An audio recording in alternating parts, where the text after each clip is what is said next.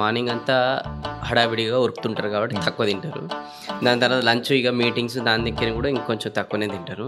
Dinner వచ్చేసరికి పుష్కలంగా చాలా మంచిగా పెట్టుకొని ఎక్కువ తింటారు అనమాట. సో దీనివల్ల నెక్స్ట్ ఏం జరుగుతుంది అసలు? ఏంటంటే పొద్దున్నే 11-12 వరకు ఏ మీల్ తినకూడదు, ఇంటర్మీడియట్ ఫాస్టింగ్.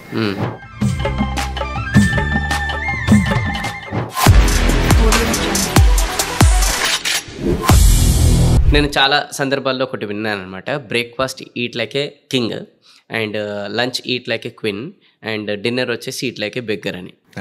అంటే ఎందుకంటే కింగ్ అంటే వెరైటీస్ అండ్ క్వీన్ అంటే కొంచెం తక్కువ అండ్ బెగ్గర్ అంటే ఇక దొరికేది లిమిటెడ్ కదా, అట్లా తినాలి అని అన్నారు. సో దీన్ని ఎందుకు ఇట్లా అన్నారు, దీన్ని ఎట్లా మీరు విడమరుస్తారు? ఎక్స్ప్లెయిన్.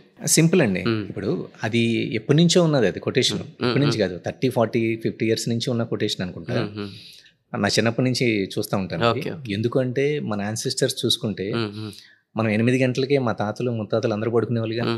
రాత్రి 8 గంటలకే పనులన్నీ చేసుకుని పొలం పని అయితే చేసుకొని 7:30-8 గంటలకి పడుకునేవాళ్ళు. పొద్దున్న 4-5 లేసేవాళ్ళు.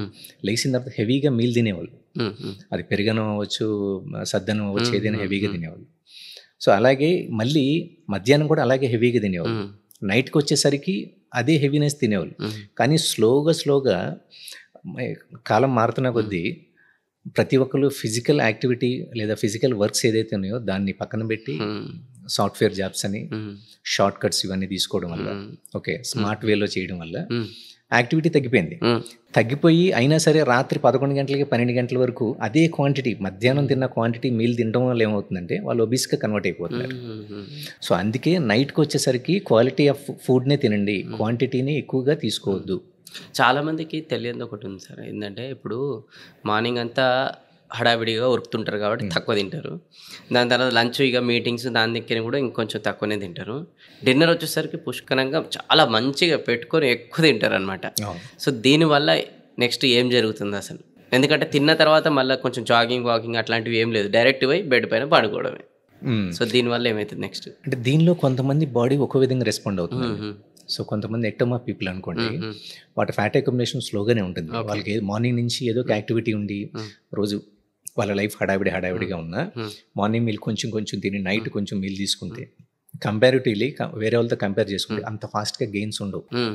పొట్టొచ్చేయడం కానీ, బాగా ఒబీస్ అయిపోవడం, ఒబిసిటీలోకి రావడం, హార్మోనల్ ఇన్బ్యాలెన్స్ ఏ ఉండవు. కొంచెం స్లైట్గా ఆ బెల్లీ ఫ్యాట్ అనేది, పాట్ బెల్లీ అనేది వచ్చే ఛాన్సెస్ ఉన్నాయి. ఓకే. సో వీళ్ళు మీరు అన్నట్టుగా ఆర్డరు, సో బ్రేక్ఫాస్ట్ హెవీగా తీసుకుని, కానీ ప్రజెంట్ ఒక ట్రెండ్ ఉంది కదా, ఏంటంటే పొద్దున్నే 11-12 వరకు ఏ మీల్ తినకూడదు. మీరు ఏనే ఉంటారు కదా, ఐఎఫ్ డైట్, ఇంటర్మీడియట్ ఫాస్టింగ్. నేను 16 hours ఫాస్టింగ్ ఉంటా, 18 hours ఫాస్టింగ్ ఉంటా, అది కూడా ఉంది. సో దానిలో ఓన్లీ 2 meals కన్జ్యూమ్ చేయగలరు. 18 hours ఫాస్టింగ్ అంటే మధ్యాహ్నం 11-12. ఆ సైకిల్ వేరు సార్. ఇప్పుడు నేను చెప్పినది నేను కామన్ పీపుల్తోని, ఫ్యామిలీస్తోని ఎక్కువ ఉంటాయి కాబట్టి కొంతమంది మీరు అడిషనల్గా అది కార్బ్స్ తీసుకున్నా, షుగర్స్ తీసుకున్నా, ప్రోటీన్స్ తీసుకున్నా, దాని యూటిలైజేషన్ ఎంతవరకు మీ బాడీ దాన్ని డైజెస్ట్ చేసుకుంటుందో అంతవరకే చేసుకుంటుంది. మీరు స్లీప్ మోడ్లోకి వెళ్ళిన తర్వాత ఎంతో కొంత అది ఫ్యాట్ సెల్గా కన్వర్ట్, అంటే ఫ్యాట్ సెల్లో అక్యుములేట్ అయిపోతూ ఉంటుంది. ఓకే. సో అది ఎడిపోజ్ టిష్యూగా కన్వర్ట్ అవుతుంది. సో కాబట్టి ఎక్కువ క్వాంటిటీ నైట్ టైం కన్జ్యూమ్ చేయకుండా ఉండటమే బెటర్. అండ్ ఇంకోటి నైట్ టైంలో కూడా ఏం తినాలి ఏం తినొద్దు కూడా కొన్ని ఉంటాయి కదా. ఫర్ అన్ ఎగ్జాంపుల్ ఇప్పుడు sugar based content like sweet కావచ్చు, ఐస్ క్రీమ్ కావచ్చు. అంటే ఇప్పుడు కార్బ్స్ తిన్నారనుకోండి, కార్బోహైడ్రేట్స్ అనేది ఇన్సులిన్ స్పైక్ చేస్తుంది. ఇంకా షుగర్స్ తిన్నారనుకోండి ఇంకా స్పైక్ అవుతుంది. సో దానివల్ల ప్రాబ్లం అవుతుంది. ఓకే. సో దానివల్ల ఏం ప్రాబ్లం అవుతుంది? షుగర్ లెవెల్స్ పెరుగుతాయి, డయాబెటీస్ దారిస్తుంది. అవును. ఓకే. అండ్ ఈ షుగర్ లెవెల్స్ ఎక్కువ పెరిగిన కంటిన్యూగా ఇది డైలీ హ్యాబిట్ లాగా మారిపోయింది అనుకోండి, ఫర్దర్ డేస్లో వీళ్ళకి ఇంకా సైడ్ ఎఫెక్ట్స్ ఏమేమి ఉంటాయి, లైక్ ఏజింగ్ రిలేటెడ్ అట్లా?